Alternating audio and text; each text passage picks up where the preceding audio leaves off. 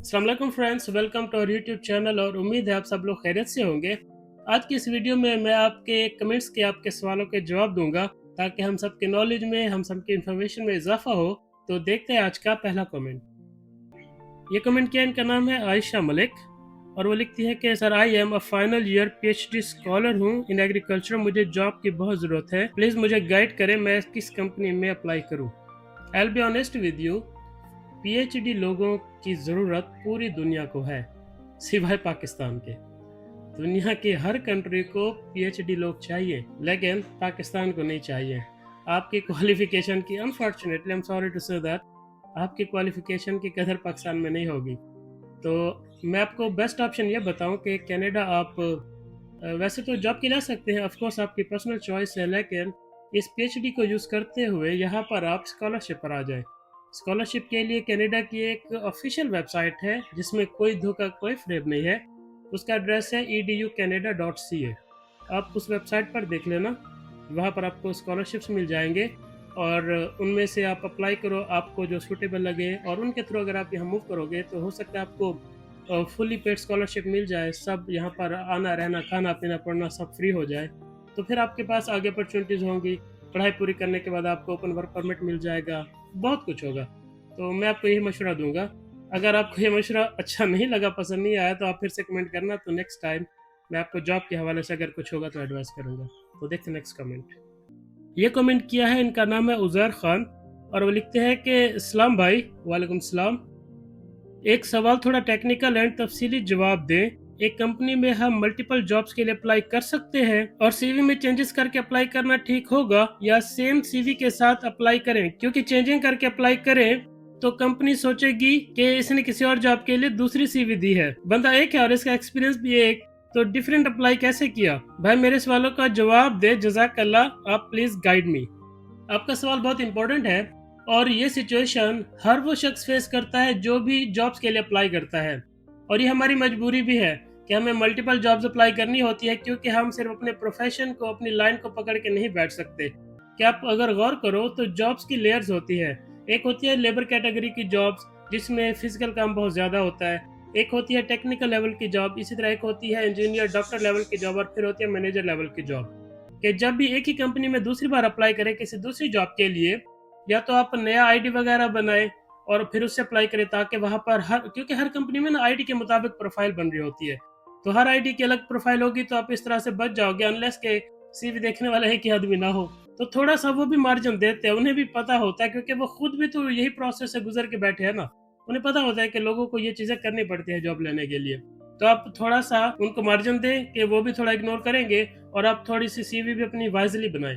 इस बात का ख्याल रखना है कि एक लेयर से हट के दूसरी लेयर में अप्लाई नहीं करना है। यानी कि अगर आपने एक बार ब्लू कॉलर एक कंपनी में अप्लाई किया तो दूसरी बार उसी कंपनी में इंजीनियर मैनेजर वो वाली अप्लाई नहीं कर देनी है, इस बात का ख्याल रखना है। तब तो डेफिनेटली आपको नई सीवी, नया ईमेल एड्रेस, सब कुछ बहुत ही डिफरेंटली करना होगा ताकि कहीं से भी रिजेम्बलेंस ना मिले। सीवी का जो होता है देखने का जो फॉर्मेट आप कह लो, वो सब कुछ आपको चेंज करना पड़ेगा अगर आप इस सिचुएशन में फंस जाते हो एक ही कंपनी में।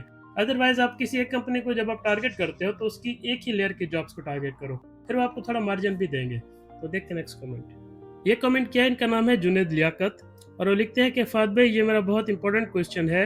मेरे दोस्त ने बताया कि अगर आपका कनाडा का कोई जुगाड़ नहीं लगता तो आप असाइलम क्लेम करके कनाडा आ सकते हो। अगर कोई बंदा ऐसा करता है तो उसको एयरपोर्ट से तो वापस नहीं भेज सकते ना? मेरे दोस्त ने भी ऐसा ही कहा था कि नहीं भेजते बल्कि रहने देते हैं कनाडा के अंदर। काइंडली आप भी बता दें इस बारे में थोड़ा सा। ये ऐसा है कि हमारे पाकिस्तानी जो है ज़्यादातर, बल्कि पाकिस्तानी नहीं, इंडिया के लोग भी ज़्यादातर इसी ऑप्शन को एज ए लास्ट ऑप्शन रख लेते हैं, या कह दूं कि रख लेते थे कि और कुछ नहीं हुआ तो असालम अप्लाई कर देंगे। तो गवर्नमेंट काफ़ी अरसे से इन चीज़ों को देख रही थी, और जब उनको सारी कहानी समझ आ गई कि लोग इस तरह से आकर में चू बनाते हैं, तो वो लेकर आ गए बिल C-12।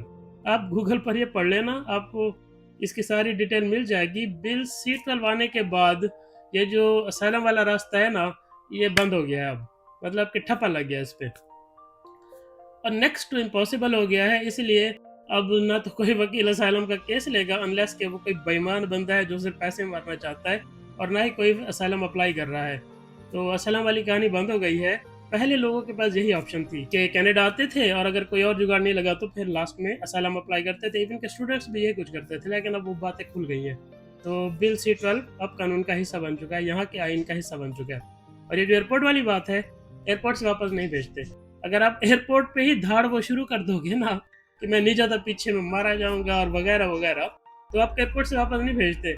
लेकिन आपकी जो आगे की एप्लीकेशन है वो भी मूव नहीं होगी, तो शायद आपको कुछ दिन रखेंगे कनाडा में, आप असलम भी डलवा दोगे जो भी है, लेकिन C-12 के अंदर वो रिजेक्ट होगा और फिर आपको कुछ अर्से बाद वापस भेजेंगे या बोलेंगे कहीं और जाना तो जाओ। जो यानी कि आपके पासपोर्ट पर पाकिस्तान का पासपोर्ट है या इंडिया का जो भी है उस पर जो वीज़ा फ्री कंट्री होगी वहाँ जाना तो जाओ, लेकिन कनाडा से निकलो तो इस तरह का सिस्टम करेंगे वो। तो मैं आपको यही मशवरा दूंगा कि असाइलम वाले ऑप्शन में ना जाएं। अब ये ब्लैक होल बन चुके हैं ये ऑप्शन। असाइलम में अब किसी को कुछ नहीं मिलना, बस बंदा डूब ही जाएगा इसमें। तो देखते हैं नेक्स्ट कमेंट। इनका नाम है रमीज इलियास और ये लिखते हैं भाई विजिट वीज़ा पर मिनिमम और मैक्सिमम कितने पैसे कैरी करना चाहिए।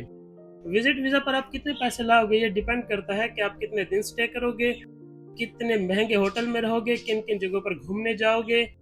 यानी कि हर सिटी की अपनी कॉस्ट होती है ना, कोई महंगे सिटी होते हैं, कोई सस्ते होते हैं, कोई महंगे होटल होते हैं, कोई सस्ते होते हैं। तो आप अपना हिसाब खुद बिठाओगे कि अगर मैं फॉर एग्जांपल 1 महीने के लिए जा रहा हूँ तो मेरे पास लेट्स से कि $5,000 होने चाहिए। अगर मैं उससे ज़्यादा स्टे करने जा रहा हूँ तो मेरे पास $10,000 होने चाहिए। डिपेंड करता है आपके स्टे के ऊपर, स्टे कितना है, उस हिसाब से आप अपने पैसे बिठा कर आओगे। इसकी कोई फिक्स अमाउंट नहीं है। तो देखते नेक्स्ट कमेंट। ये कमेंट किया है, इनका नाम है नदीम और वो लिखते हैं कि फाद भाई अस्सलाम वालेकुम। वालेकुम सलाम। ऐसा हो जाए कि एक वीडियो में आप जिसमें सब अप्लाई कर सकते हो और आप इसको अप्लाई करना बताएं कि कौन सा पर्सन कौन सी जॉब पर अप्लाई कर सकता है। मुझे आगे इनका मैसेज समझ नहीं आया, लेकिन जो इनका पहला पार्ट है ना मैं उसका जवाब दे देता हूँ कि ऐसी वीडियो बनाना पॉसिबल नहीं है कि कोई जॉब आई है और मैं उस पर अप्लाई करने का तरीका बताऊँ, क्योंकि सबकी क्वालिफिकेशन अलग होती है। तो हर किसी को अपनी जो CV है अपनी क्वालिफिकेशन के मुताबिक बनानी पड़ेगी। सबका प्रीवियस एक्सपीरियंस अलग होता है, तो सबको अपनी CV में एक्सपीरियंस भी अपने मुताबिक बनाना पड़ता है, जॉब के मुताबिक और अपने मुताबिक। तो इस तरह से पॉसिबल नहीं है कि आप पूरा अप्लाई करने का तरीका एज ए स्टैंडर्ड बना दो, क्योंकि हर किसी पे वो डिफरेंटली अप्लाई होता है। और मैं ये भी चाहता हूँ कि आप अपनी तरफ से भी थोड़ी एफर्ट करें। तो देखते नेक्स्ट कमेंट। और जो मुझे ये समझ नहीं आया आप नेक्स्ट कमेंट में ज़रा क्लियरली लिख देना, तो मैं फिर से बाकी सवाल का जवाब दे दूंगा। मुझे अभी ये पढ़ने में समझ नहीं आया। तो देखते नेक्स्ट कमेंट। ये कमेंट किया, इनका ID है ओल्डीज म्यूजिक हिट्स और वो लिखते हैं कि अस्सलाम वालेकुम फहद भाई। वालेकुम सलाम। विजिट में आकर काम करने का बताइए, नेक्स्ट कमेंट आंसर में बताइए प्लीज़। ये इंपॉर्टेंट सवाल है क्योंकि हमारे मोस्टली जो पाकिस्तानी इंडियन एशियन जो लोग हैं ना, उनको लगता है कि यही तरीका है सबसे बेस्ट कि आप विजिट पर चले जाओ और वहाँ पर काम मिल जाएगा, काम कर लो और नहीं कुछ होता तो असाइलम लगा दो। मैं आपको क्लियरली बता रहा हूँ कि ये मिसकंसेप्शन है। ये तरीका चलता है मिडल ईस्ट में, दुबई सऊदीया में, वहाँ पर ये ट्रेंड बन चुका है। और उसकी सबसे बड़ी वजह यह है कि वहाँ पर हमारे जैसे देसी बैठे हैं, उनको मतलब हमें एक है प्रॉब्लम कि हमें रूल फॉलो करने में ना थोड़ा सा तकलीफ होती है हमें। मैं सीधी बात कर दूँ कि हमें रूल तोड़ने में मज़ा आता है। तो दुबई सऊदीया का भी यही रूल है कि जो बंदा विजिट पर आएगा वो सिर्फ घूमेगा फिरेगा, वो कानूनी तौर पर ना तो जॉब अप्लाई कर सकता है, ना जॉब इंटरव्यू के लिए जा सकता है, ना ही कोई कंपनी उसे इंटरव्यू के लिए बुला सकती है, ना ही उसे विजिट वीजे पर काम करवा सकती है, टेस्ट कर सकती है कि काम आता है कि नहीं। ये सारी चीज़ें इलीगल है, गैर कानूनी है, लेकिन वहाँ पर चल रहा है तो हमें ये बहुत नॉर्मल लगने लगी है। बाकी पूरी दुनिया में ये कानून अभी भी लागू है, वैलिड है। और कनाडा जैसा मुल्क जहाँ पर मेरिट की बहुत कदर की जाती है, वहाँ पर ये स्ट्रिक्टली फॉलो किया जाता है। तो यहाँ पर अगर कोई विजिट पर आएगा तो यहाँ पर जितने भी गोरे एम्प्लॉयर्स हैं उनको ये बात पता है कि ये विजिटर है, ये हमारा मेहमान है, ये गेस्ट है। तो आपकी इज्जत करेंगे, आपको खिलाएंगे पिलाएंगे। आप अगर जॉब अप्लाई करोगे तो आपको नहीं बुलाएंगे, क्योंकि उनकी नज़र में ये इलीगल है। अगर आप वॉक इन करके इंटरव्यू पे चले जाओगे, नहीं लेंगे आपका इंटरव्यू, आपको काम नहीं देंगे, ज़रा सा भी इस तरफ से आपको वो एंटरटेन नहीं करेंगे। उनकी नज़र में आप गेस्ट हो, मेहमान हो, आए हो, घूमो फिरो, खाओ पियो, पैसे खर्च करो, वापस जाओ। ये इनका माइंड सेट है गोरों का। लेकिन यहाँ पर जो देसी लोग हैं, जो कंपनियां खोल कर बैठे हैं, कारोबार करके बैठे हैं, हो सकता है कि कोई उस तरह का आदमी आपका इंटरव्यू कर ले या आपको काम दे दे या आपसे ट्राई करा ले, क्योंकि हम लोगों की वही मेंटालिटी है ना अभी भी। यहाँ आने के बाद भी बहुत कम चेंज होती है, स्लो स्लो चेंज होती है हमारी, मतलब कंप्लीटली चेंज हो ही नहीं पाती। लेकिन हमारी जो नेक्स्ट जनरेशन आती है यहाँ पर, उनका माइंड सेट डिफरेंट होता है। लेकिन हम जो फर्स्ट टाइम इमिग्रेंट होते हैं हमारी नहीं कभी खत्म होती, हमारी वही रहती है देसी मेंटालिटी। तो अगर कोई देसी टकर जाए तो वो आपका कर ले इंटरव्यू, कोई काम शाम का करा दे जुगाड़ तो अलग बात है, या अगर वो किसी गोरे को जानता है और उसका मिन्नत तरला करके आपको ले जाए अलग बात है। अदरवाइज डायरेक्टली आपको कोई भी कंपनी ना इंटरव्यू के लिए बुलाएगी, ना ही इंटरव्यू के लिए एंटरटेन करेगी। आप गेस्ट हो कनाडा के, आप यहाँ पर गेस्ट आए हो, घूमो फिरो, सैर सपाटे करो, खाओ पियो। उनके जहन में आपका इस तरह का इमेज होता है। तो मैं सबको यही मशवरा दूंगा कि अगर आप ये वाला शॉर्टकट मारने के चक्कर में है ना, मैं इसको कभी रेकमेंड नहीं करता। हाँ, ये हो सकता है कि किसी 100 में से एक का जुगाड़ लग भी जाए कि उसे कोई अच्छा देसी मिल जाए, वो उसको काम दे दे या कहीं काम दिलवा दे किसी गोरे के पास, ये पॉसिबिलिटी रहती है। लेकिन 100 में से एक का मतलब है 99 लोग तो मारे जाएंगे ना। और दुबई सऊदीया में इसलिए भी ये तरीका चल रहा है, और मैं उसको मतलब बुरा नहीं समझता, क्योंकि वहाँ पर खर्चा कम होता है। आपका वीजा, टिकट, रहना, खाना पीना आपका 1.5-2 लाख में हो जाता है ऑलमोस्ट।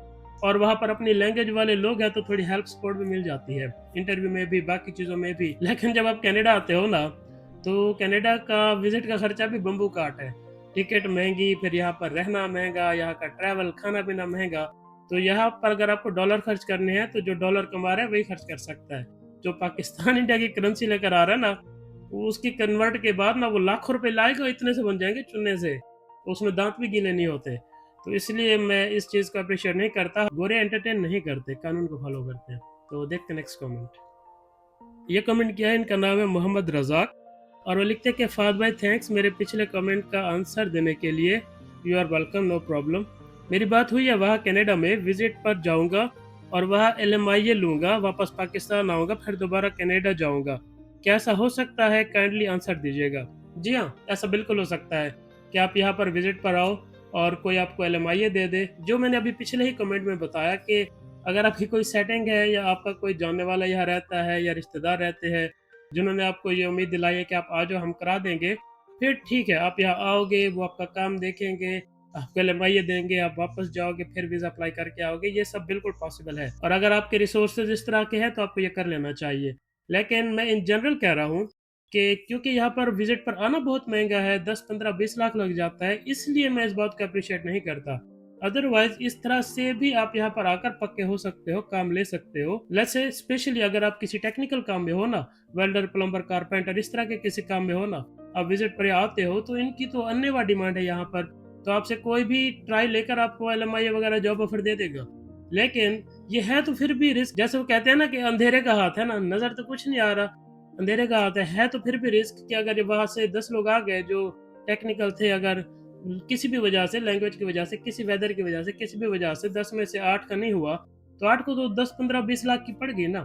मतलब दुबई की तरह 2 लाख का थोड़ी ना खर्चा कि भाई आप आ जाओ, ट्राई मार लो, 2 लाख का रिस्क है, कोई नहीं, एक मोटरसाइकिल की कीमत है। यहाँ का खर्चा बहुत ज़्यादा है, तो इसलिए मैं इस चीज़ को अप्रिशिएट नहीं करता। अदरवाइज ये एक सही तरीका है, अगर आपको अपने ऊपर कॉन्फिडेंस है और यहाँ पर आपके कोई कनेक्शंस भी है, तो बेशक आप विजिट पर यहाँ पर आ जाओ, यहाँ पर आप काम करो, सब कुछ करो। इनफैक्ट जो मेरे रेगुलर व्यूअर्स हैं वो ये बात ऑलरेडी जानते हैं कि मैं यहाँ पर विजिट पर आकर काम ढूंढने वगैरह को, इस तरीके को अप्रिशिएट नहीं करता, क्योंकि एट द एंड लोग असलम के लिए ही जाते हैं, तो वो फिर चीज़ें ख़राब कर देती हैं। तो मैं इसलिए अप्रिशिएट तो नहीं करता। लेकिन अगर आपको लोगों को फिर भी लगता है कि आपको जानना है कि विजिट वीज़ा कैसे अप्लाई करते हैं, तो आप लोग कमेंट्स में कह देना। और अगर मुझे लगेगा कि इतने सारे कमेंट्स आ गए हैं कि मुझे अपना माइंड चेंज करना चाहिए, तो मैं कनाडा का विजिट वीज़ा अप्लाई करने का पूरा प्रोसेस आपको बता दूंगा। फिर आपको किसी एजेंट के पास जाकर खुद को डसवाने की ज़रूरत नहीं है। आप खुद अपना विजिट अप्लाई करना, विजिट निकल भी आएगा, क्योंकि आजकल आसानी से निकल रहे हैं विजिट्स। और फिर आना है कनाडा तो आ जाना। तो वो जैसे वो कहते हैं ना कि try at your own risk, वो वाली बात हो जाएगी। लेकिन मैं ये ओपनली ऑफर कर रहा हूँ कि अगर आप लोगों को ये लगता है कि आप लोगों को यहाँ आना है विजिट पर और इस तरह से पैसों का रिस्क लेकर अपनी लक आजमानी है, तो ठीक है, आप लोग कमेंट में लिख देना। और अगर मुझे लगेगा कि काफ़ी सारे लोग ऐसे हैं जिनको यहाँ आना है, फिर मैं वीडियो बना दूंगा। अदरवाइज मैं इस तरह की चीज़ों को कभी भी प्रमोट नहीं करता। तो देखते नेक्स्ट कमेंट। इनका नाम है गुल नवाज, और वो लिखते हैं कि अस्सलाम वालेकुम फाद भाई। वालेकुम सलाम। सीवी अपलोड की है, नीचे डिटेल्स भी सेंड कर दी है, बट एरिया ऑफ इंटरेस्ट में क्या आएगा, मीन्स क्या लिखना है, इसके बगैर सीवी अपलोड नहीं हो रही, please reply.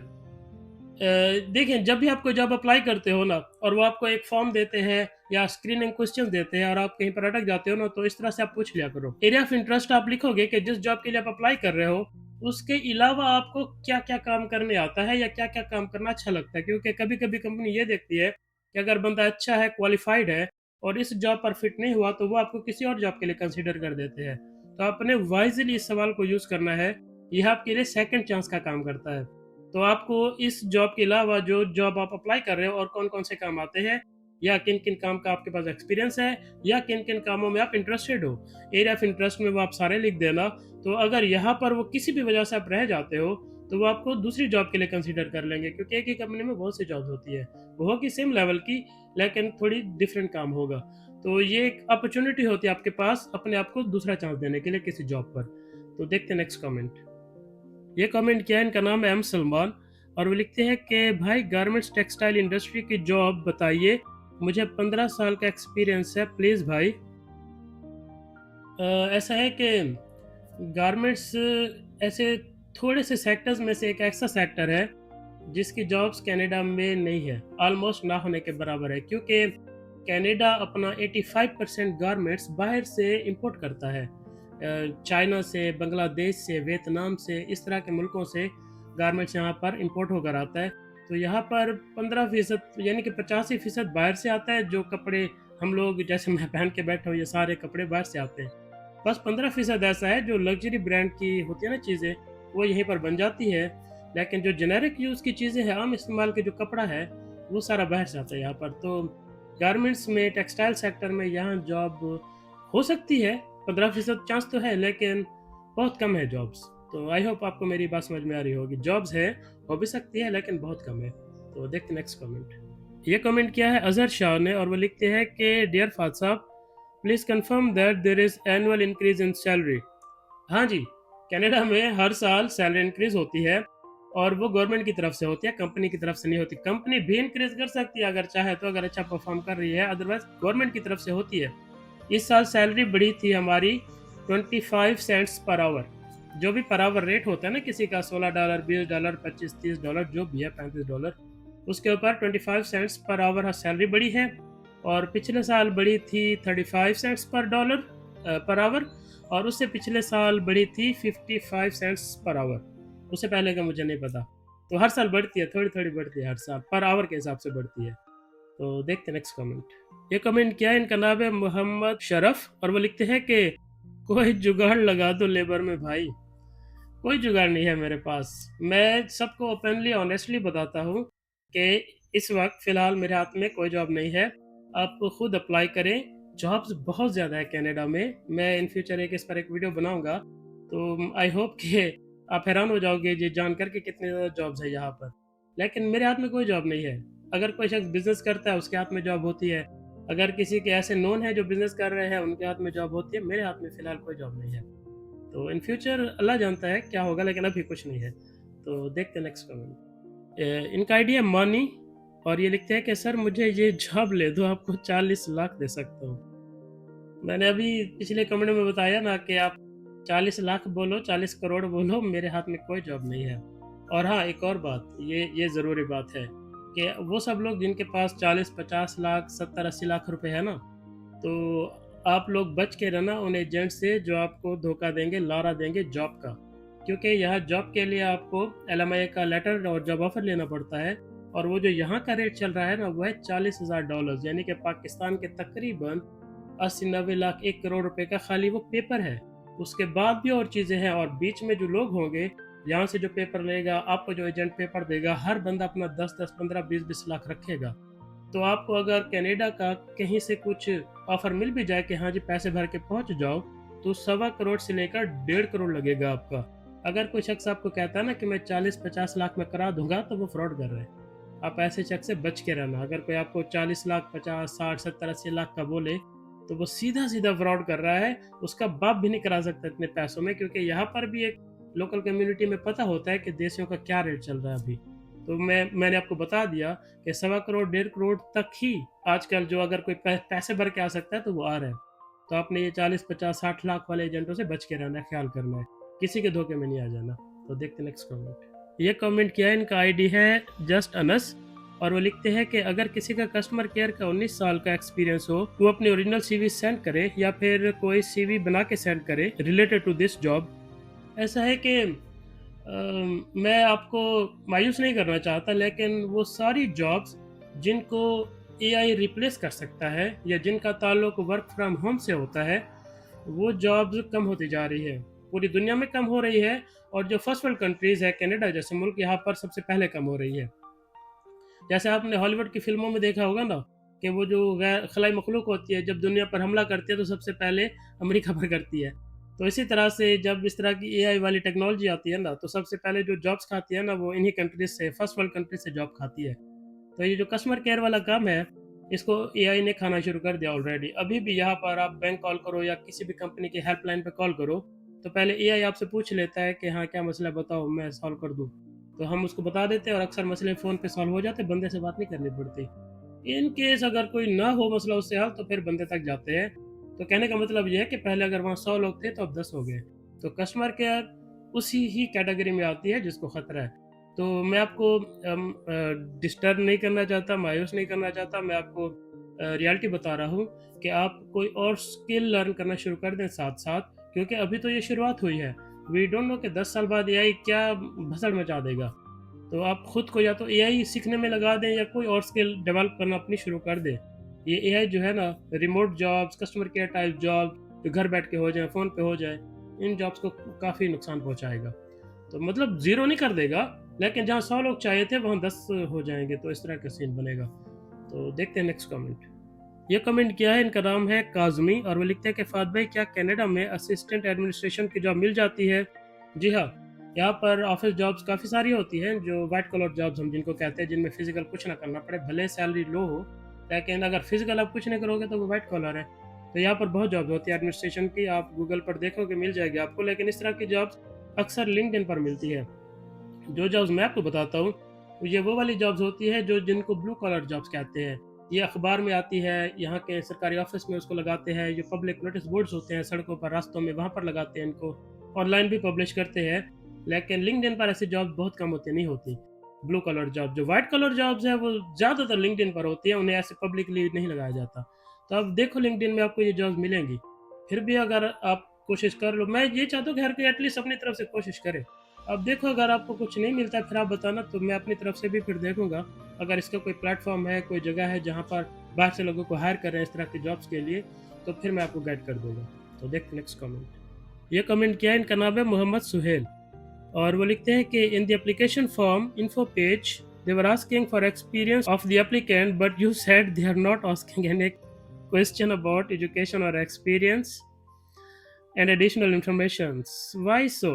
Anyways, appreciate your initiative.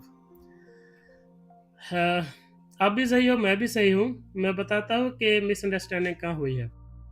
ये जो जॉब्स होती है ना, जिनमें वो आपको अपना पोर्टल देते हैं फिल करने के लिए, वो सिर्फ उस जॉब के लिए नहीं होता, वो सारी जॉब्स के लिए होता है। तो ऐसी बहुत सी जॉब्स हैं जिनमें एक्सपीरियंस मांगा है, तो वो सबके लिए अलग अलग पोर्टल नहीं बनाते, एक ही पोर्टल आता है।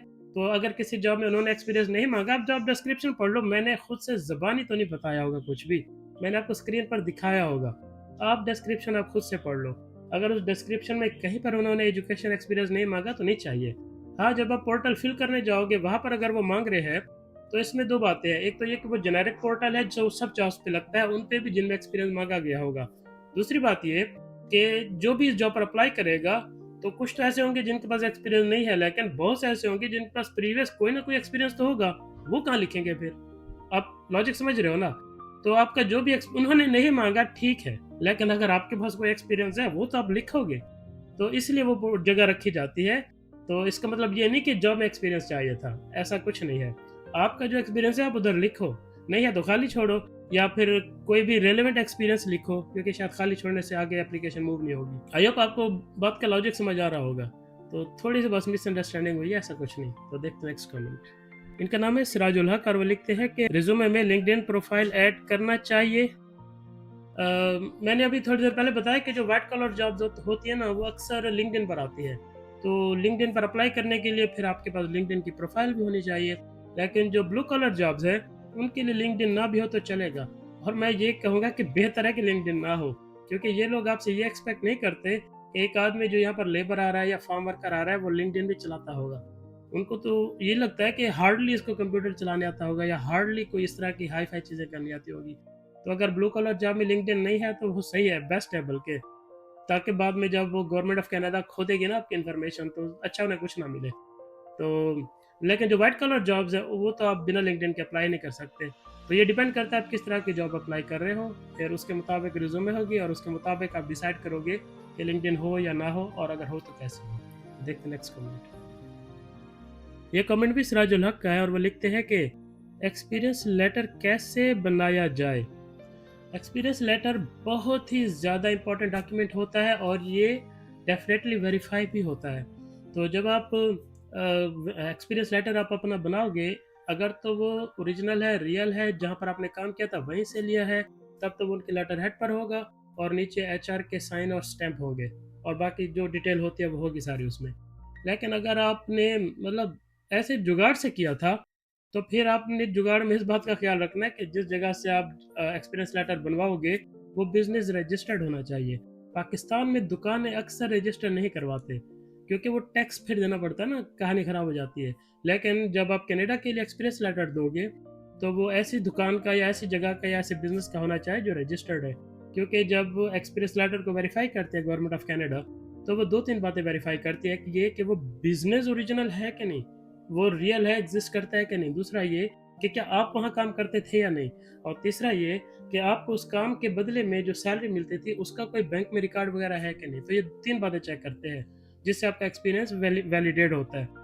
तो आपने इस बात का ख़ास ख्याल रखना है कि अगर आप जुगाड़ वाला भी बनाओगे ना एक्सपीरियंस लेटर, तो आप उससे पूछ लेना कि भाई कंपनी रजिस्टर्ड है, दुकान रजिस्टर्ड है आपकी।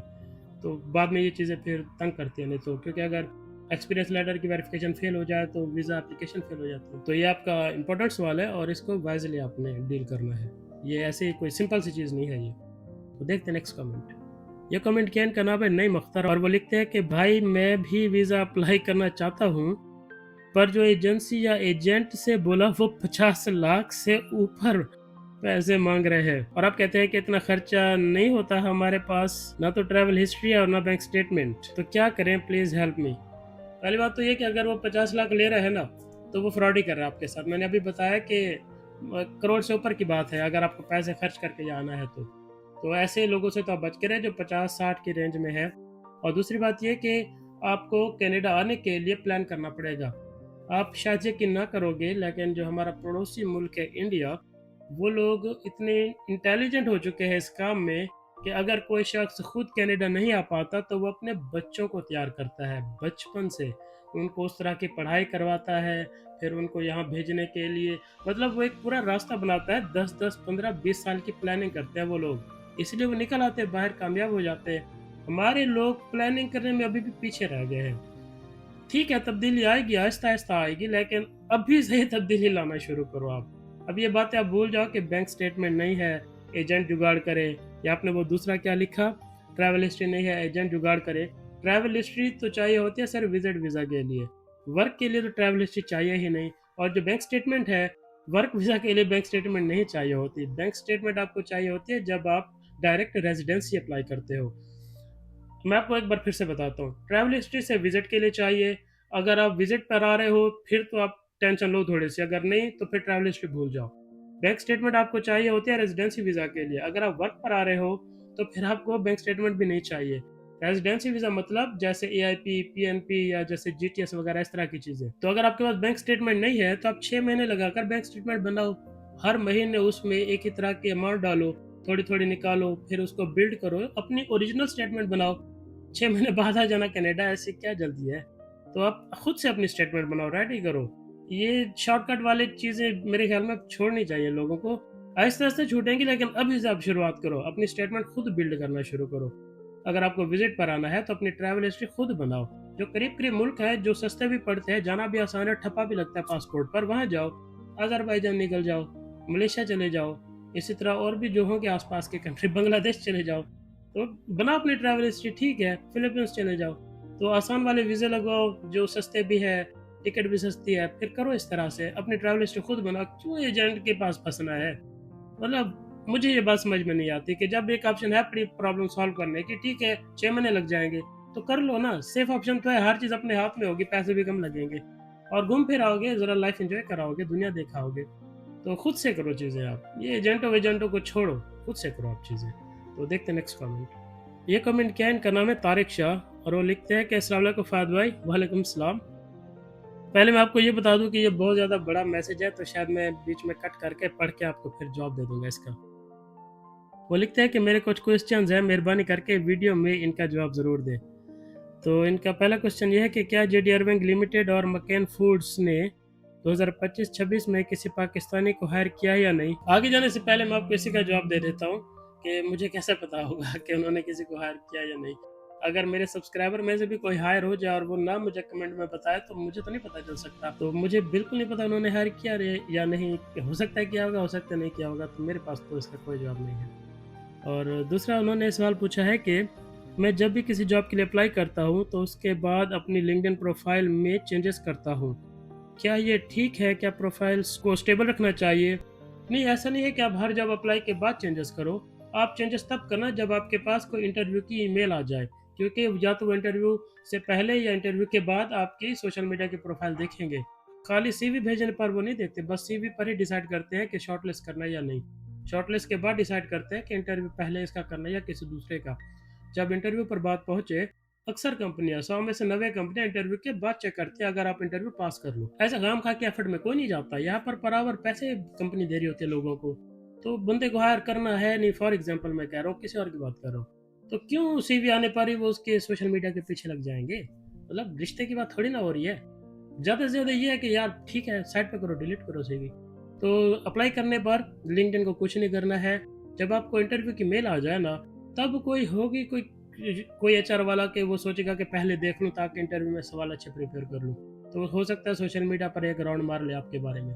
अदरवाइज इंटरव्यू होने के बाद जो बंदे सिलेक्ट हो जाते हैं ना, फिर उनका सोशल मीडिया देखते हैं कि हाँ यार ये 3 बंदे सिलेक्ट हुए हैं, तो इन 3 में से 1 को या 2 को जॉब ऑफर देना है, तो देख लो अगर किसी का कुछ सोशल मीडिया पर कोई कांड निकला है तो उसको साइड में करो, बाकियों को दे दो।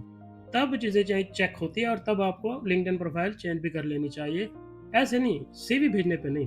तो देखते हैं आपका अगला जो सवाल है वह है, जॉब बैंक पर अक्सर जॉब्स के साथ start as soon as possible लिखा होता है, क्या इसका मतलब यह है कि एम्प्लॉयर को बंदा फ़ौरन चाहिए? अगर वो पाकिस्तानी कैंडिडेट को हायर करना चाहते हैं तो वो 5-6 महीना वीज़ा प्रोसेस का वेट करते हैं या नहीं? ये एक कॉमन मिसकंसेप्शन है। अच्छा आपने ये पूछ लिया, मैं बता देता हूँ, ये इंपॉर्टेंट भी है कि जॉब बैंक पर जब जॉब आती है ना, तो वो पहली पहली वाली वो जॉब होती है जो यहाँ के लोगों के लिए आई थी। तो तब तो आदमी उनको फ़ौरन चाहिए था, लेकिन जब आदमी नहीं मिला फिर उन्होंने एलएमआई अप्लाई किया। अब यहाँ पर जॉब बैंक पर या किसी भी जॉब पोर्टल पर जॉब डालने के पैसे भरने पड़ते हैं। तो एम्प्लॉयर क्या करता है कि उनकी तो जॉब ऑलरेडी पड़ी है, तो उसी पर वो स्टेटस चेंज करके लिख देते हैं एलएमआई अप्लाइड या जो भी है, इस तरह से मुझे अभी याद नहीं आ रहा। तो वो उसी ऐड को एज इट इज़ रहने देते हैं। तो सारी बातें तो वही थी कि फ़ौरन चाहिए वगैरह वगैरह। इवन के ये भी लिखा होता है कि जो लोग कनाडा से बाहर है वो अप्लाई ना करें। ये पुरानी बातें थी, जब ये एलएमआईए में कहानी नहीं गई थी। जब एलएमआईए एक बार आ गया ना, वो पीछे सारी चीज़ों को फिर वो क्या कहते हैं साफ कर देगा, फिर कोई चीज़ मैटर नहीं करती। एलएमआईए आ गया मतलब बाहर का बंदा चाहिए। तो फिर कुछ भी लिखा हो कैनेडियन के लिए है, फ़ौरन चाहिए, आप ये सब बातें भूलो। एलएमआईए सुपीरियर है, वो जब आ जाए तो मतलब पीछे सारी बातें खत्म, अब बाहर का ही बंदा चाहिए। तो फिर वो वेट करेंगे, उनको पता है कि 6 महीने लगते हैं। हाँ, अगर किसी कंपनी को अर्जेंट चाहिए ना, मौत आई हुई है, भोगा आया हुआ है, तो वो 2 हफ्ते में भी वीज़ा निकलवा सकते हैं। वो भी एक ऑप्शन है जीटीएस वाली। उसके लिए कंपनी को ज़्यादा पैसे भरने पड़ते हैं आपके लिए, वीज़े वगैरह के लिए। वो भरेगी, आपको लाएगी जल्दी, 2 हफ्ते में लाएगी। अदरवाइज़ वो रेगुलर प्रोसेस में जाएगी तो 4-6 महीने। तो वो वेट करते हैं, उनकी आदत है, पता है उनको कितना टाइम लग जाता है। कभी-कभी ऐसा भी होता है कि कोई बिज़नेस अभी बंद है लेकिन वो हायरिंग कर रहा है अगले सीज़न की। तो कुछ लोगों को ये भी होगा कि जब वो सर्च करेंगे कंपनी को, पता चलेगा बंद है, तो उनको लगेगा जॉब फेक है। जॉब फेक नहीं है, वो अगली सीज़न की हायरिंग कर रहे हैं। क्योंकि उनको पता है 6 महीने बाद बंदा आएगा तो अगला सीज़न 6 महीने बाद शुरू होगा। तो इस तरह के छोटे-छोटे मिसकंसेप्शन से अच्छा है कि आप सर्च करते हैं, ये बहुत अच्छी बात है, इससे नॉलेज बढ़ता है। आपने पूछा, अब सबका फ़ायदा हो गया। तो सिचुएशन यही है कि जॉब बैंक पर वो जॉब को अपडेट नहीं करते। और आगे आपका सवाल है, मेरे पास ट्रैवल एजेंसी का एक्सपीरियंस है और माइक्रोसॉफ्ट ऑफिस का कोर्स भी किया है, लेकिन बाहर जाकर मैं उस फील्ड में जॉब नहीं करना चाहता क्योंकि उसमें इंग्लिश का लेवल ज़्यादा रिक्वायर्ड होता है। मैं इंग्लिश इम्प्रूव कर रहा हूँ। मेरा interest farming, general labourer, warehouse worker वगैरह डेटा एंट्री जॉब्स में है। क्या मेरी प्रेफरेंस ठीक है? जी हाँ, आपकी प्रेफरेंस बिल्कुल ठीक है। कनाडा आने के लिए आपको ओपन होना चाहिए कि जो भी जॉब मिले मैं आ जाऊँगा, जो भी, एनीवन, कोई जॉब मिले मैं आ जाऊँगा। यहाँ आने के बाद फिर आप अपनी लाइन चेंज कर लो। शुरू में आप कोई प्रेफ़रेंस ना रखो, जो भी जॉब मिलती है आप आ जाओ। और आगे लिखा आपने कि एक और रिक्वेस्ट, वीडियो में प्लीज़ वही बैकग्राउंड म्यूज़िक यूज़ कर दें, जो आपकी पहली वीडियो की स्टार्टिंग में था। मैंने काफ़ी सर्च किया लेकिन मुझे नहीं मिला। थैंक यू फ़हद भाई, अल्लाह आपको जज़ाए खैर दे, आमीन। मैं एडिटिंग मुझे नहीं आती इतनी कुछ, तो मुझे याद भी नहीं है कि वो कौन-सा म्यूज़िक था। वो जो कैपकट में जो आ जाता है ऊपर-ऊपर मैं वही लगा देता हूँ। मुझे कोई नहीं पता कि कैसे सिलेक्ट करना होता है, मैं बस वो म्यूज़िक में जाता हूँ, जो ऊपर-ऊपर आ जाए, सुनने में ज़रा सही लगे मैं वो लगा देता हूँ। तो थैंक यू सो मच आपके मैसेज का। देखते हैं नेक्स्ट कमेंट। ये कमेंट किया है, इनका नाम है बिल्ला राजपूत और वो लिखते हैं कि अस्सलाम वालेकुम सर। वालेकुम सलाम। बड़ा खतरनाक नाम है। मैं 9th मंथ में आईडी कार्ड बनेगा तो क्या मैं अभी कनाडा जा सकता हूँ वर्क के लिए? अभी 4 मंथ है आईडी कार्ड बनने में। वैसे मेरा अंडर 18 कार्ड बना हुआ है, स्मार्ट कार्ड और 8 क्लास पास हूँ। ऐसा है कि कनाडा आने के लिए आईडी कार्ड की ज़रूरत नहीं है, पासपोर्ट की ज़रूरत है, और पासपोर्ट के लिए 18 का होने की ज़रूरत नहीं है। पासपोर्ट आप 10 साल के भी हो तो बना सकते हो। हाँ, ये है कि कनाडा में जो वो काम करने की जो लीगल एज है वो 18 साल है। तो यहाँ पर जो जॉब मिलती है वो 18 से ऊपर वाले को मिलती है, काम करने की लीगल एज 18 है। तो 18 के अगर आप हो, बालिग हो, तो आप आ सकते हो पासपोर्ट बना के। आईडी कार्ड ये सब चीज़ें यहाँ आने के लिए नहीं चाहिए, वो पाकिस्तान के रूल हैं। यहाँ आने के लिए सिर्फ़ पासपोर्ट लगता है। तो देखते हैं नेक्स्ट कमेंट। इनका नाम है मोहम्मद शरफ और वो लिखते हैं कि वालिद और वालदा का नाम लिखना है या नहीं? अगर लिखना है तो कब लिखना है? नहीं जी, आपको अपनी सीवी में भी और रिज्यूमे में भी दोनों जगह वालिद वालदा का नाम नहीं लिखना है। ये हमारे मैं मतलब कैसे बताऊँ कि हमारे लोग सीवी में, रिज्यूमे में इतना ज़्यादा गलतियाँ करते हैं कि फिर उनको नहीं पिक किया जाता, बहुत गलतियाँ करते हैं। तो आप वालिद वालदा का नाम नहीं लिखोगे, ना रिज्यूमे में ना सीवी में। देखते नेक्स्ट कमेंट। इनका नाम है खैरिन परवेज़। आई एम सॉरी अगर मैंने नाम गलत पढ़ा हो तो। Nice, can you help me for getting teaching jobs in Canada? Canada में टीचर्स की बहुत ज़्यादा डिमांड है, ज़रूरत भी है बहुत ज़्यादा। इतनी ज़रूरत है और इतनी डिमांड है कि कनाडा ने टीचर्स के लिए एक अलग से एक पोर्टल बना दिया है। मैं आपको उस पोर्टल की डिटेल देता हूँ। आप उस पोर्टल पर जाकर देखना और सारा आप स्टडी करना, अप्लाई का प्रोसेस सब कुछ। अगर आपको ईज़ी लगे, समझ आ जाए तो ठीक है, अगर आपको नहीं समझ आता तो आप फिर से कमेंट में बताना, फिर मैं उस पर एक वीडियो बना दूँगा। तो वो जो पोर्टल है वो मैं आपको अभी बताता हूँ। उस पोर्टल का नाम है pathways to tech.ca। अगर मेरे बोलने में समझ ना आए तो मैं लिख भी दूँगा, अगर आप कमेंट में पूछोगे, नहीं तो गूगल तो दे ही देगा आपको। आप इसको पूरा स्टडी करो और ये टीचर्स के लिए यहाँ आने का एक बहुत ही अच्छा ऑप्शन है। तो देखते हैं नेक्स्ट कमेंट। इनका नाम है हमजा शाहिद और वो लिखते हैं कि फाद भाई kindly delivery driver, warehouse, order picker, packing operate, forklift पर डिटेल में एक वीडियो बना दें। आपकी इस टॉपिक पर बनाई वीडियो से बहुत से लोगों की लाइफ चेंज हो सकती है और मेरी भी। आप जिस तरह गाइड करते हैं मुझे उम्मीद है कि मैं खुद अप्लाई करके जॉब ले सकता हूँ इंशाल्लाह, और मेरे पास ड्राइविंग लाइसेंस भी है। प्लीज़ इस टॉपिक पर एक वीडियो बना दें। इसमें आपने जो 3-4 प्रोफेशंस लिखे हैं ना, उनमें से मैं आपको बताऊँ कि ये जो डिलीवरी ड्राइवर है, उसकी यह जॉब बहुत आती है लेकिन उस पर बाहर से आदमी को हायर नहीं किया जा सकता। गवर्नमेंट ऑफ कनाडा उसका वीज़ा नहीं देती। दूसरा जो आपने कहा वेयरहाउस, वेयरहाउस की जॉब यहाँ पर आती है, उस पर मैं बना सकता हूँ वीडियो। पैकिंग ऑपरेटर की भी बन सकती है और जो फोर्कलिफ्ट ऑपरेटर है उस पर भी बन सकती है। और जो आपने कहा आपके पास ड्राइवर्स लाइसेंस है, ड्राइवर्स लाइसेंस का ये फ़ायदा होता है कि यहाँ आने के बाद यहाँ का ड्राइवर्स लाइसेंस आसानी से मिल जाता है। अदरवाइज़ उस ड्राइवर्स लाइसेंस के बेसिस पर यहाँ कार के लाइसेंस के बेसिस पर यहाँ जॉब नहीं मिलती। हाँ, अगर किसी के पास ट्रक का लाइसेंस है ना, तो वो फिर यहाँ गवर्नमेंट ऑफ कनाडा उसको वीज़ा देती है, वो आ सकता है। तो जो आपने बाकी टॉपिक्स बताए हैं उन पर मैं वीडियोस बना दूंगा। तो देखते हैं नेक्स्ट कमेंट। ये कमेंट किया है अजहर शाह ने और वो लिखते हैं कि फाद भाई प्लीज़ गाइड के एसयूवी ठीक रहेगी या कार, अपने यूज़ के लिए भी और अगर उबर ईट वगैरह पे यूज़ करनी हो तब भी, और सैलरी पे एनुअल इंक्रीज मिलता है, प्लीज़ एक्सप्लेन। सैलरी का इंक्रीज तो मैंने आपको आपके पिछले कमेंट में बता दिया है, और ये जो आपने कार का पूछा है कि अपने यूज़ के लिए भी और उबर के लिए भी, कनाडा बहुत ज़्यादा रूरल है तो यहाँ पर एसयूवी सही रहती है। थोड़ी ऊंची होती है ना, टायर फंसते नहीं हैं, तो अपने इस्तेमाल के लिए भी एसयूवी ठीक रहती है। लेकिन उबर के लिए लोग ज़्यादातर सेडान यूज़ करते हैं, और अब 100 में से 90 लोग जो है वो या तो होंडा सिविक यूज़ करते हैं या फिर टोयोटा कैमरी। क्योंकि ये मेंटेनेंस कम है और बाद में इनकी रीसेल भी अच्छी होती है, क्योंकि किलोमीटर 3-4 लाख किलोमीटर में चली जाते हैं ना जब आप उबर चलाते हो। तो ये 2 कारें लोग प्रेफ़र करते हैं, एसयूवी वगैरह नहीं चलाते उबर के लिए, लेकिन पर्सनल गाड़ी के लिए लोग एसयूवी यूज़ करते हैं। मेरे पास खुद की भी एसयूवी ही है, क्योंकि वो रूरल में जब आप जाते हो ना तो आपको ऊँची गाड़ी का फ़ायदा होता है। उसके अलावा यहाँ पर जब स्नो पड़ती है ना तो वो स्नो गोडे-गोडे स्नो हो जाती है, तो सेडान निकल नहीं पाती है। सेडान की तो बम्पर टच हो जाता है ना, स्नो के अंदर चला जाता है, तो एसयूवी जो है वो निकल जाती है स्नो के अंदर से। बाद में जब आती है गवर्नमेंट की गाड़ी स्नो साफ़ करने, वो बात की कहानी है, लेकिन सुबह जब आपको काम पर जाना हो, तो गाड़ी स्नो में खड़ी होती है। तो ऐसे में एसयूवी ही निकलती है। तो पर्सनल के लिए एसयूवी और उबर वगैरह के लिए सेडान गाड़ी ठीक रहती है। सेडान में भी होंडा सिविक और टोयोटा कैमरी। इसके अलावा उबर हर जगह नहीं होती। ऐसे बहुत सी सिटीज़ है, प्रोविंसेस है जिनमें है ही नहीं, सिरे से उबर है ही नहीं। अटलांटिक रीजन में भी नहीं है उबर। तो जो अल्बर्टा और ऑटावा, ओंटारियो, ये जो बड़े-बड़े सिटीज़ हैं ना, मॉन्ट्रियल वगैरह, उस तरफ है उबर, सिटी लाइफ में है उबर। लेकिन अब ज़रा बाहर निकलो ना, जो मेनलैंड कनाडा है जहाँ पर ज़्यादा रश लगा हुआ है लोगों का, उससे ज़रा बाहर निकलो ना, फिर उस उबर वगैरह नहीं है। तो इसके लिए आपको फिर उन्हीं इलाकों में ही रहना पड़ता है। आप आ जाओ, कहीं पर भी आ जाओ, फिर अगर आपका यही इंटरेस्ट है, तो फिर आप यहाँ आने के बाद मूव कर जाना उधर।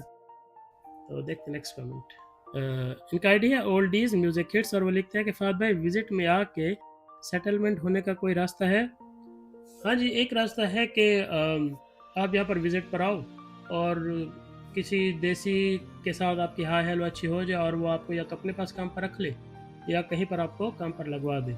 अदरवाइज़ आप जब अप्लाई करोगे तो गोरा तो आपको बुलाएगा नहीं इंटरव्यू के लिए, आप गेस्ट हो कनाडा के। और असाइलम अप्लाई करोगे तो वो चलेगा नहीं, क्योंकि बिल सीट पर पास हो गया, आप कहानी ख़त्म असाइलम की। तो ये बस एक ही ऑप्शन है, लेकिन बहुत रिस्की ऑप्शन है। पैसे बहुत लग जाएंगे, 15-20 लाख लग जाएगा यहाँ आने का, रहना खाना पीना। बहुत महंगा मुल्क है ना, दुबई की तरह तो नहीं है। तो पैसा बहुत लग जाएगा, लेकिन अगर किसी के पास वाकई में है पैसा बहुत, तो ठीक है, आप चांस ले सकते हो। तो ये है चांस, एक ऑप्शन है। तो देखते हैं नेक्स्ट कमेंट। इनका नाम है जवाद भाई और वो लिखते हैं कि सर मैं फ्रेशर हूँ, तो क्या सीवी पर मुझे कोई एक्सपीरियंस लिखना होगा ब्रदर? अगर आपके पास कोई एक्सपीरियंस नहीं है और आपकी एज 18 साल है, तो तब तो आप एक्सपीरियंस नहीं लिख सकते, क्योंकि 18 साल के नीचे का तो चाइल्ड लेबर हो जाएगी। बाय द वे मैं सबको बता रहा हूँ, जो भी 18 साल के है ना, कोई एक्सपीरियंस नहीं लिखना, चाइल्ड लेबर हो जाएगा, फंस जाओगे, ऐसा काम नहीं करना। लेकिन जो 18 से ऊपर है और कोई एक्सपीरियंस नहीं है, तो उनके पास दो ऑप्शन है, या तो वो बिना एक्सपीरियंस लिखे अप्लाई करें। ऐसी सिचुएशन में लक काम आएगी, अगर किसी जॉब पर उन्होंने अप्लाई किया और उस कंपनी को एक्सपीरियंस आदमी नहीं मिला तो वो आपको रख लेंगे। या फिर वो कोई ऐसा एक्सपीरियंस लिखे जिसका पेपर बनवा सकते हो, ये मैंने पहले भी बताया था। तो फिर आप कुछ ना कुछ एक्सपीरियंस उस जॉब से रिलेटेड लिख सकते हो, अगर आप पेपर बनवा सकते हो तो। अदरवाइज़ नहीं, सेफ प्ले करें। ऐसा ना हो कि आप कुछ भी लिख के यहाँ से बातें बातें हो जाए, लेकिन बाद में आप जब पेपर जमा कराने का टाइम आए तो फड़े जाओ, तो फिर 5 साल का बैन लग जाता है। तो ऐसी चीज़ नहीं करनी है। देखते नेक्स्ट कमेंट। ये कमेंट किया है खुरम हमीद ने और वो लिखते हैं कि अस्सलाम वालेकुम सर, फहद सर, मेरा 15 ईयर्स का एक्सपीरियंस है cattle, dairy and agriculture farming में। एफएससी इंजीनियरिंग की हुई है। 20 मई से डेली की 3 जॉब्स अप्लाई कर रहा हूँ, बट कोई रिस्पांस नहीं आ रहा। एक कंसल्टेंट है सुबदेव गुल, वो कह रहे हैं कि जब तक सीवी एटीएस अप्रूव ना हो तब तक रिस्पांस नहीं आता, please guide me. ATS approve वाली जो बात है ना, ये पार्शली ठीक है। जो बड़ी कंपनीज होती है ना, मकेन एवेंग वगैरह, जहाँ पर हज़ारों लोग, लाखों लोग या शायद करोड़ों लोग अप्लाई करते हैं पूरी दुनिया से, तो वो एटीएस के ज़रिए फर्स्ट लेवल पर सीवीज़ को छाँटते हैं, ताकि वो जो 10 लाख सीवी है उनमें से फिर 10 बच जाएँ। तो एटीएस वो सॉफ्टवेयर होता है जो सीवीज़ को रीड करता है और जो सीवी उसको जॉब के मुताबिक लगते हैं उसको रखता है, बाकी उड़ा देता है। तो ये आसान है, आप एटीएस फ्रेंडली सीवी बना सकते हो। ऑनलाइन बहुत सी ऐसी फ्री ऐप्स मिल जाएंगी, वेबसाइट्स वगैरह, जहाँ पर आप अपने सीवी को एटीएस फ्रेंडली कर लोगे, एआई से आप कर लोगे, तो ये कोई बड़ी बात नहीं है। लेकिन जब आप छोटी कंपनी में अप्लाई करते हो, खासतौर पर वो जॉब जो यहाँ ऐड पर आती है ना, इस तरह की जॉब्स में एटीएस वगैरह नहीं लगा होता। छोटी कंपनी होती है, कम लोग अप्लाई करते हैं, और अगर ज़्यादा भी अप्लाई कर लें तो भी उनका सेटअप इस तरह का नहीं होता इतना बड़ा कि वो एटीएस लगा लें। तो फिर वहाँ पर चांस होता है कि बिना एटीएस वाली भी चल जाती है। तो वैसे बेस्ट ऑप्शन ये है कि आप किसी भी एटीएस फ्रेंडली ही होनी चाहिए, ताकि आप दो चीज़ें ना बनाओ ना, एक ही है जो सब जगह आप फिर एक ही फॉर्मेट आप सब जगह लगा दो उस जॉब के मुताबिक ऑफ कोर्स, लेकिन फॉर्मेट एटीएस फ्रेंडली होना चाहिए। तो देखते हैं नेक्स्ट कमेंट। इसके अलावा ऐसे बहुत से कमेंट्स हैं जिसमें आपने मुझे अपनी दुआएं दी है, मुझे वेल विशेस दी है। आपकी दुआओं का, आपकी वेल विशेस का बहुत शुक्रिया। बट जो मुझे वेल विशेस भेज रहे हैं, मैं रिक्वेस्ट करूँगा कि काइंडली मुझे इसी तरह वेल विशेस भेजते रहा करें, मुझे अपनी दुआ में याद रखें, और आपके जो भी सवाल है वो इन फ्यूचर मुझसे पूछेगा, मैं कोशिश करूँगा कि उनके टू द पॉइंट ऑनेस्टली जवाब दे सकूँ, ताकि हम सबके नॉलेज में, हम सबकी इन्फॉर्मेशन में इजाफा हो। वीडियो को एंड तक देखने का बहुत शुक्रिया। Thank you so much.